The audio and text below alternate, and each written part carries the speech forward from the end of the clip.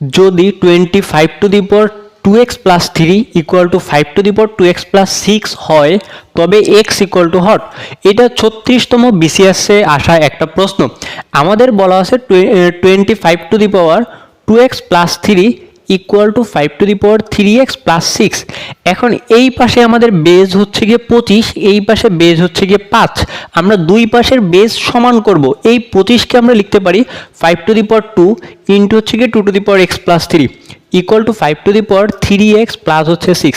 এই যে 2 আছে 2টা আমরা পাওয়ারে গুণ করে দিব, তাহলে আমাদের থাকবে 5 to the power 4x plus হচ্ছে গিয়ে 6। 2 দ্বারা সবগুলোকে গুণ করে দিতে হবে। আর ডান পক্ষে আছে 5 to the power 3x plus 6। এখন আমরা জানি যদি সমান সমানের দুই পাশের বেস সমান হয় তাহলে পাওয়ার দ্বয়ও সমান হবে।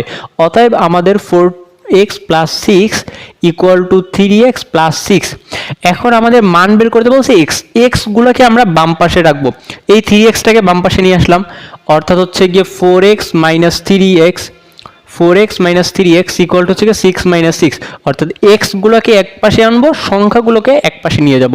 তাহলে আমরা যদি বিয়োগ করে দিই থাকবে হচ্ছে গিয়ে x ইকুয়াল টু হচ্ছে গিয়ে 0, অর্থাৎ আমাদের সঠিক অ্যান্সারটি হবে ক নাম্বার। আশা করি বুঝছেন।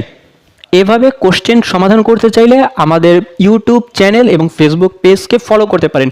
আমাদের পেজের নাম এবং ইউটিউব চ্যানেলের নাম হচ্ছে গিয়ে সমীকরণ।